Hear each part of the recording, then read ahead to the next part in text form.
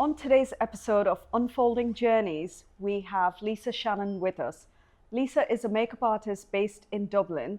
She is also a product development consultant, creative consultant, education consultant, and has 18 years of experience. I cannot wait to share her story with all of you today. Welcome, Lisa. Thank you so much for having me. It's so nice to meet you in person. It's so nice. It always just feels more refreshing when you get to physically shake hands and meet someone eye to eye. No, it's great. I want to know everything about your 18 years in makeup artistry. Have we got all day. 2 weeks. Oh my gosh, it's so funny. I always say to people, I think makeup this sounds very dramatic, but it kind of saved my life in a way, because I feel like it would have went a whole different direction, and maybe not in the best way. Because I remember being really young when I did my leaving cert, which I don't know what that means. Yeah. But I was 16 going on 17, absolutely no vision for my life. I was an only child, mum was a little bit sick at the time, and I remember being what am I going to do? And I got a job in a deli, super value deli, and stayed there for a couple of months, and then I went to beauty school. That's what it was called back then. And I did 2 years, and I ended up meeting this amazing girl called Sue, who, I hope she's listening, I still love her. And she worked in the beauty salon, and she got a supervisor job with MAC Cosmetics in Dundrum. And to me, MAC was so unattainable. It was amazing at the time, yeah. I could never have been a MAC girl. I wasn't cool enough, I wasn't pretty enough, I wasn't skinny enough. And she said, I'm going and you're coming with me. And I was like, I can't do makeup. Because my beauty journey at the time had been more about actual treatments like massage, waxing. I kind of did it all. I did nails. So you started within the beauty industry properly. Within the beauty industry, and with actually makeup being a very kind of maybe 10% of what I was doing every week, but what I loved most, but probably what I wasn't very good at. I wasn't very good at it. I really wanted to be good at it. And so off she went, and I thought, I'm not going to hear from her again. And a week later, she was like, there's an opening for a retail artist. Get in here and come for this interview. And I was like, no, I have nothing to wear. I'm not going. Anyway, she made me go, and I brought my cousin, who's my best friend, and we're both only children, so we're like sisters. And I said, right, don't move when I'm doing your makeup. If I hurt you, don't say anything. Keep your eyes still. And I brought her in, and I did the most hideous makeup test. I remember those, and any Did you MAC get the girls, job though? I got the job. I fully got that job on personality. I did not get that job on any type of makeup ability. And I used this eyeshadow called Parfait More, which was, if any MAC girls are listening to this, it was a bright purple. And I put it from her lashes to her brow bone. I did a set of lashes. Her makeup was 2 shades too light. It was just so bad. And the woman who interviewed me, we ended up being really good friends after. Her name's Leslie Keane. She's amazing. She was a senior artist for MAC at the time. So in my eyes, she was a god as I was sitting there. And I ended up becoming a trainer for the brand after everything. And I found my interview script that she'd written maybe 8 years later. She had wrote down no concept of makeup artistry, no colour theory, no idea how to manipulate eye shapes, but we really like her, so give her a shot. Oh, brilliant. Isn't that lovely? It was so good. Yeah. And so that was the start, and I was basically told to clean lipsticks. I wasn't allowed to do makeup, I wasn't allowed to do anything. And you know what? I learned so much about colour and texture cleaning those 200 lipstick SKUs every day. Then I went to eyeshadows, then I started doing foundations, and then I started to talk to customers. And one busy Saturday, they were like, Lisa, just sit her down. And I suppose that was my journey, and I think I really love people. Yeah. And to be a really you need to be a good people artist, person. It's such a tactile job. And I think years ago, it's changed so much, and thank God it's changed for the better. But years ago when I say, oh, I'm a makeup artist, people used to be like, oh, that's so cute. Yeah. Isn't that lovely? The impact the industry has on economically is insane. The makeup industry is booming. Yeah. It is, allowing women to be their own boss and founders, and it's just so amazing. But aside from any of that, it actually is a therapy. And I always think beauty therapy, makeup is therapy. So it's makeup therapy. When people used to sit in my chair, they would leave with their lovely products and everything, but I'd hope that they left with, a sense of confidence. And I think that's what I became addicted to, is that feeling when people are like, oh my God, you've made me feel this way. It's almost a high. It's a high. Oh my God. I got a bit addicted. I feel good.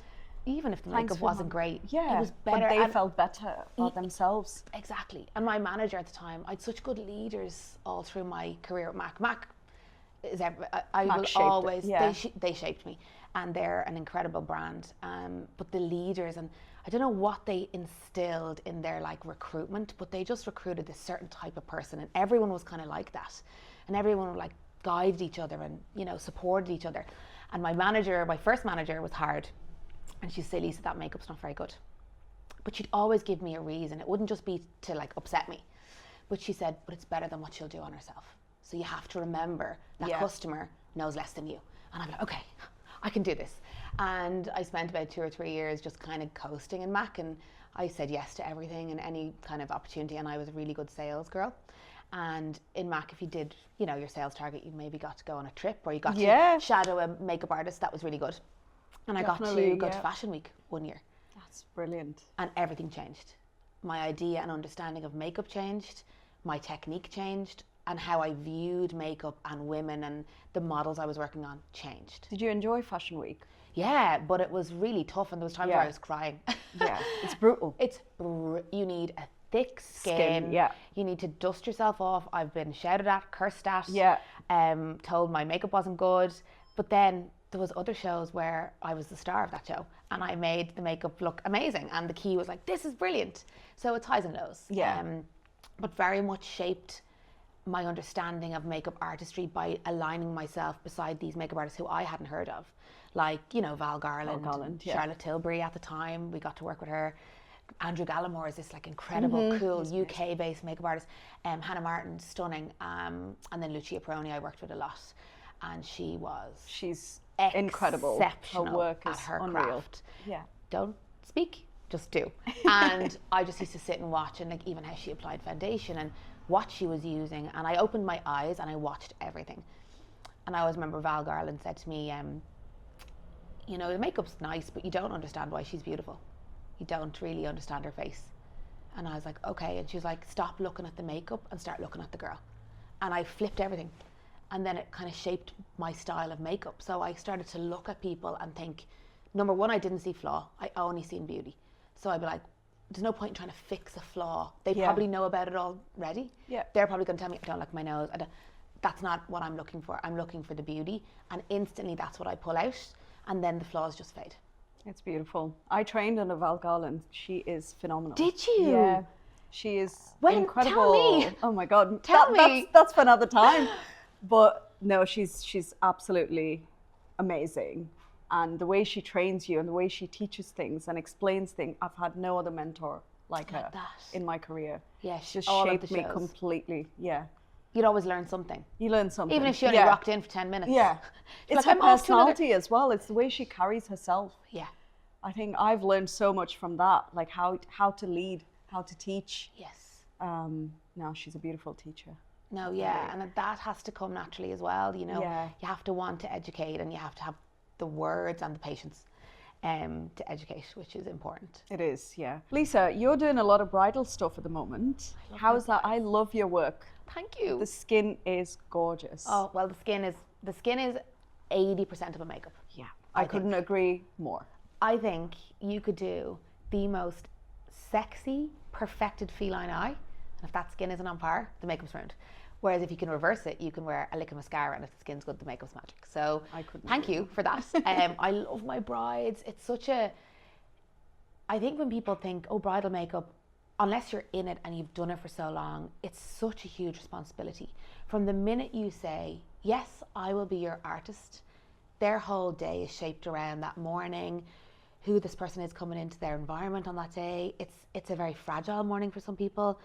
I think, yeah, you can be an exceptional makeup artist, but you have to be a really good person as well, because lots of things happen on a wedding morning, and you know, not everyone might have their loved ones with them, and you become a therapist, you become a seamstress. I was about to say, yeah. You don't become a hairdresser. The hairdressers in Ireland are exceptional, but you kind of become kind of who they need you to be, as well as being a makeup artist, if you want to be really good at it. And how long have you been doing brides? Bridal, I think, did I leave Mac 10 years ago, and then 8, and I didn't really go in thinking I'm going to be a bridal makeup artist, and certainly not to be the bridal artist I am today. I'm so grateful for everyone who's booked me over the years, but I think I went in just thinking, if I can just make, you know, enough money to survive every week in my little studio and do some basic occasion makeup, I'll be happy. Yeah. I just didn't want to work for a big brand anymore. And Mac had changed actually at the time as well. It had become a little bit more corporate, And I was like, oh, I'm losing my artistry. And did that for a couple of weeks. And then a bride booked me, and I posted her picture on Instagram, which if I look back now, it's probably not very good. It's probably very grainy and blurry.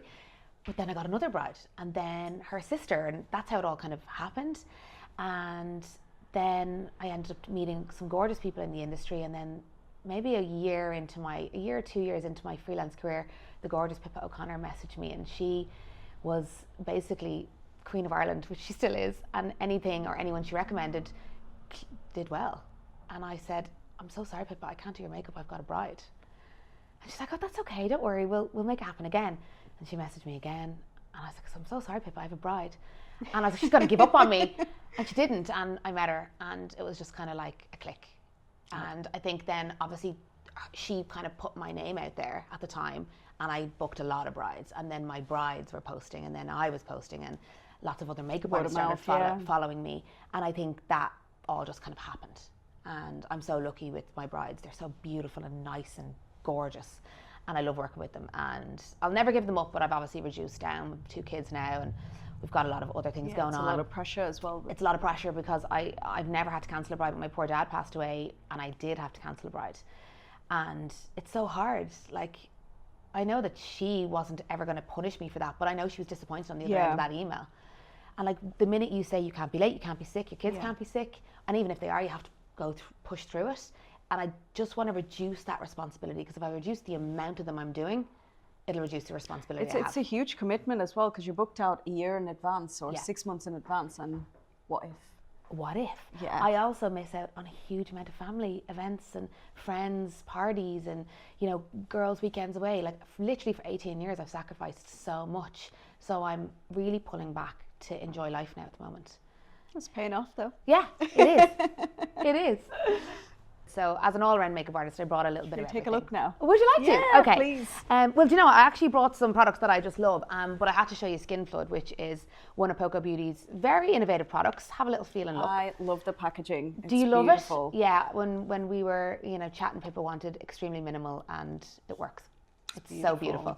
So this is essentially it's a hydrating toner. But I think toners back in the 80s were like astringent base. They were about tightening and closing your pores. It's all changed and developed now. Yeah. It's all about flooding your skin and really prepping the skin. And for me, this was a no-brainer, because I needed a product that was quick absorbing, powerful on hydration, but non-greasy, and something I could prep everyone's skin with. But it also helps the absorption of whatever you put on top of it as well. So it generally is the best first skin prep step. That sounds fab. Full of ceramides, so you can see all those little ceramides floating. But usually with ceramides, they're infused in kind of a thicker cream type formula. But I have no time for that to dry down on 6 makeups in the morning. So it's doing nearly the power of a luxury cream, but it's drying. That's and brilliant. It's amazing on oily skin as well. Sounds good. And if you've rosacea or sensitive, you're fine too, because it's clean, no fragrance. That's perfect. And we do it in this huge extra large size. We do it in 3 sizes now. So that's one of my must-haves. I can't do makeup without this now. And I layer it up 3 times when I'm going to bed at night. Nice. So I layer it. So it's a layering product too. Yeah. So if you want them, that's why we called it a plumping water. The more you put on, the plumper and more kind of bouncy your skin gets. That's great for skin prep. That's what we know. That's what we want. Yeah. Yeah. What else did I bring? Let's have a look. Okay, I brought one of my favorite foundations. Oh, I always love seeing what other makeup artists have in their bag. Well, I'm going a bit bougie now with Tom Ford, but I adore Shade and Illuminate foundation. So it's the Shade and Illuminate Soft Radiance foundation. Have a feel of that if you haven't used it. Now look, I was going to bring Armani, but everyone knows Everybody uses Armani. It's exceptional. I've got it all in my kit, but I wanted you to kind of maybe feel and touch something. It's buttery. Luxury. It's so thin though. It's beautiful. I think for me, weight is huge when it comes to makeup products. Yeah. I don't like anything that feels like makeup. Take it. So I love things that are light, and I know I can layer them. So it's gorgeous. I'm a big fan of this foundation, and I love the tones. Again, I think Charlotte had a huge influence. I think she did creative direction for Tom Ford Beauty. I think so. I could be wrong. You can maybe edit that out if I'm wrong. But you can tell it's been it's beautiful. Beautifully. I love the texture. It's so lightweight. I have it on as well. It's got good coverage as well. It's got one pump. Really good coverage. Will I go through loads more, or do you want to? Yeah. Okay. And then I have to show you the Poco Beauty Icon Universal Glow. You can see how much I've actually used of it. So this was our very first product. So it was kind of an all-in-one. It illuminates, hydrates, color corrects, and protects. So you've kind of got a bit of everything. And for me, there's no glitter, just glow. So the main thing was that there was no metallic particle in it, but that it still gave your skin a beam when you put it on. And the yellow... That is gorgeous. I know. The champagne yellow pigment was chosen to help to reduce redness in the skin. So, you know, a little bit of color theory as well. You can actually see it in the You can see it in the light. Oh my God, I it's know. beautiful.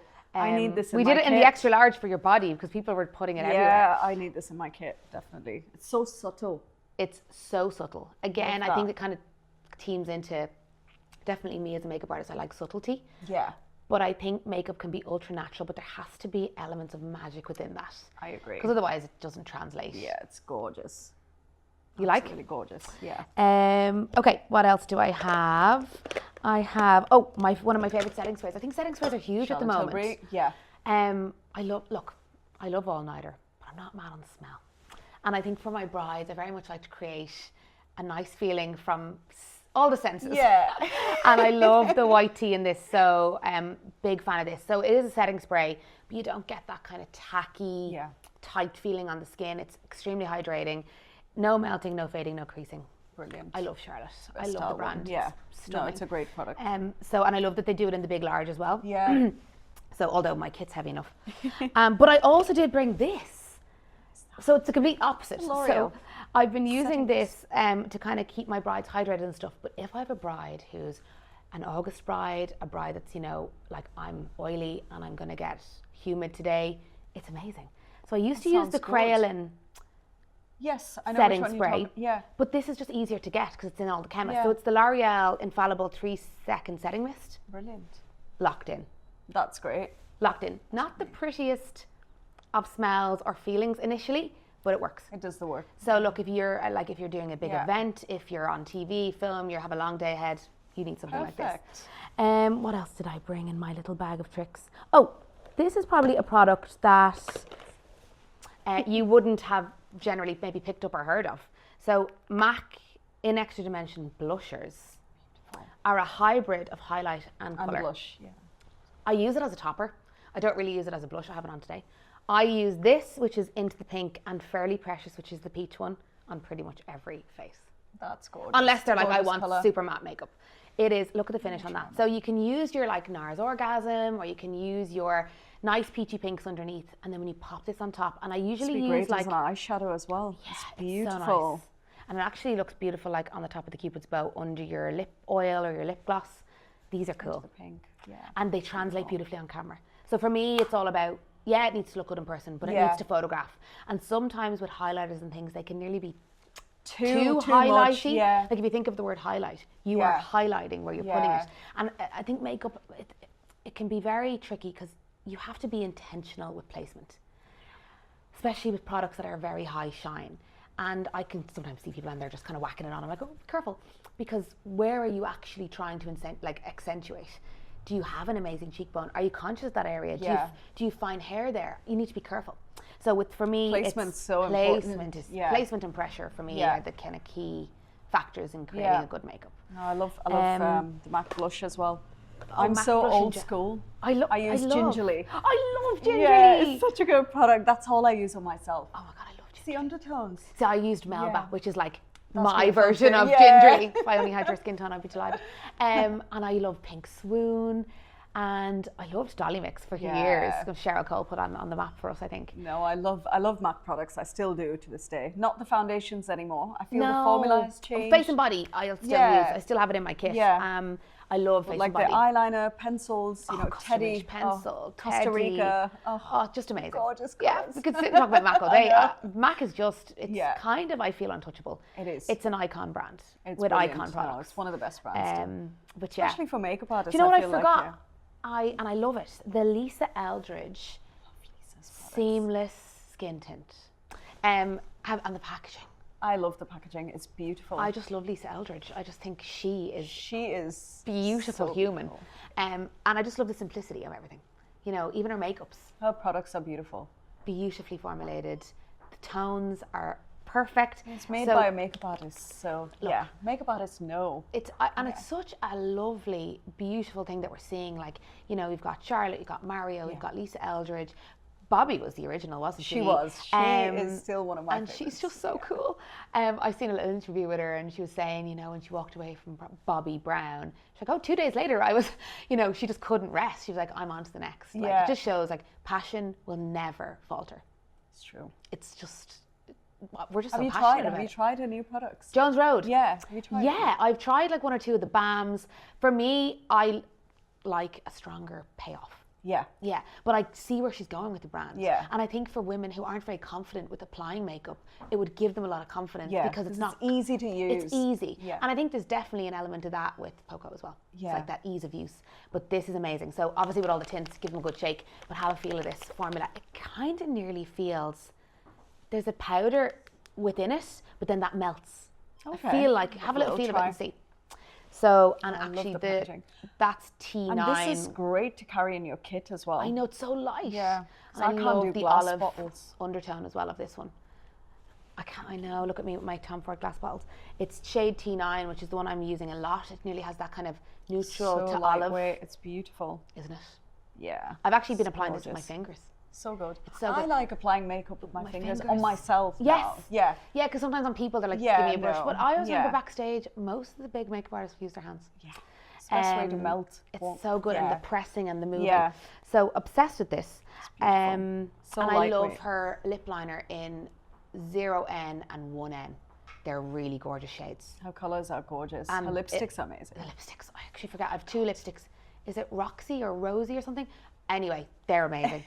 And do you know what I use a lot of? This Ben Nye little shadow wheel. It's obviously in bits. Please don't judge me. Old school. Oh my God, Sorry, I have did them. you not see a this in my brand kit recently as have done a wheel? Who've done a wheel recently? He did a colour corrector as well. I have them too. Yeah. I love Ben Nye for Who cream. did it? Oh, Anastasia. Anastasia just did a wheel. I was like, talk about reinventing the wheel. Love this one. This is the SK3 shades, but I'm obsessed with anything minky and pinky. Sorry, there's a brush hair in that. Dark brown. This is more of a lovely taupe, and then you've got your kind of more orangey. Aren't they amazing? I wouldn't touch it. It needs a good clean. But I use mainly creams on the eyes first. Either creams or liquids. Poco do a gorgeous cream as well, eye veil. I love it. It's really like I've always done underpainting on the eyes, if that makes sense. But now underpainting is becoming a trend on the skin. We've always done that backstage because we always either used to use Costa Riche all over the eye, buff it out, and then powder. Yeah. Same with creams. And Danessa Merrick's, everything that she does. She's incredible as well. Those palettes, those cream palettes are amazing. But I find this is just handier for my kit. So I said I won't bring my whole bags. No, these are great. Sharon, because we'll be here all day. Lisa, how do you think the industry has changed over the years? God, so drastically. Yeah. Some for the better, some for the worse. I think obviously the biggest change is social media and the influence it has. So, you know, it's so amazing because you've got people like Katie Jane Hughes who's just so organic and real. And then sadly you just have filtered makeup and AI that's giving women a huge expectation of their beauty. And it's sad because even I do ask my brides to find me inspiration pictures, but I think I'm going to rethink asking because they're aspiring to a human that doesn't exist in some cases. And I'd say, this makeup and the idea of it's amazing, but it's not reality. This is not an expectation for you. You have fine lines, pores, but you're beautiful. So can we just revisit your beauty? So when they do bring me images, and a lot of them will bring me, thankfully, images of brides I've done. Okay. And they're like, oh, I know I won't be like her. And I'm like, yes, you will. And loads of them have said that. They're like, I probably won't be on your Instagram. I'm like, yes, you will. It's like this instant need to put yourself down. Yeah. And I think influences from online have kind of sadly kind of created that monster in people's heads. I do it. I'm sure you do it. And I think another thing about the industry, when you're heavily immersed in beauty in the industry and you're always around stunning, models, genetically blessed people, I have a huge issue with my self-image. Like, even doing this, I am nervous. I do too, honestly. Do you? Yeah. I feel we're backstage people, so it's really hard to put yourself out there. It really is. And like, I find myself criticizing, looking back at the videos, I could have sat, better. This angle, that angle, or I look a bit funny here, my chin, my neck, my nose, And like, aren't we so lucky to have all those features perfectly functioning on us. And you know, I've worked hard on myself over the years. I'm 38 now, but I really struggle with looking at myself and thinking, what are other people going to say? And do you know what? They don't care. They don't care. They only care about themselves. We're so self-critical about ourselves. They actually don't care. And most of the time people are going to say, they look great, they're lovely, she's such a nice girl.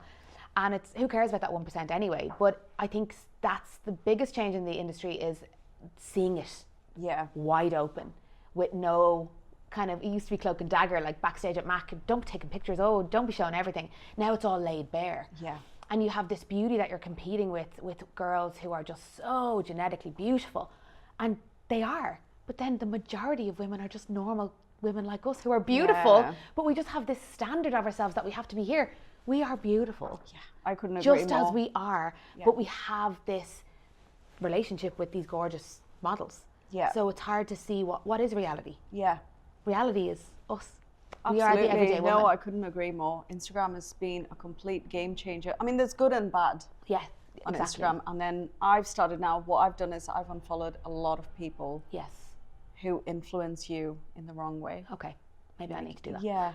Done a full clear out, and that has really helped me a lot. And then like what I'm trying to do with my Instagram as well is show more real life.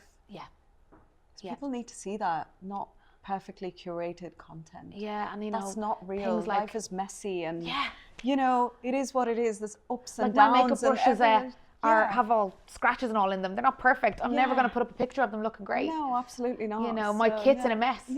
My car's messy. It's got Liga and bibs all over it. I was just crying my eyes out last week. I was cleaning, tidying up this studio that I have in the house, and I was looking at all the products. I was just sat in the middle of the floor, and I'm just like, what am I doing with my life? Oh no! You know, having a full meltdown with everything. I was like, oh my God. Did you feel overwhelmed? Yeah, I did. It's funny because I think our industry is looked on as kind of like lighthearted and pretty. It's actually not, because you're dealing with emotion as well. Well, that's another thing. I mean, I've been doing a lot of work on myself the last 2 years, and I've decided I am not going ahead competing with anybody. I'm going to do what I want to do, what makes me happy. Amen, girl. And it's just changed my entire mindset with life itself. So much more liberating. I probably did that about 5 years ago.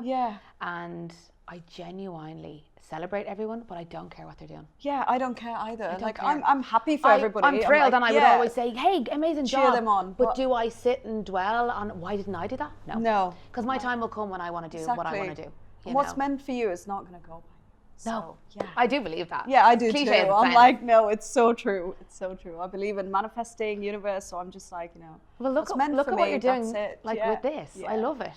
You've been a trainer. I've been a trainer. For how long now? I was a trainer for Mac I was in Mac for 2.5 years, and then a gorgeous, crazy woman called Christy from Manchester gave me a trainer role that I was ill-equipped for, but she took a risk. And she said, okay, you're the trainer. I was like, okay.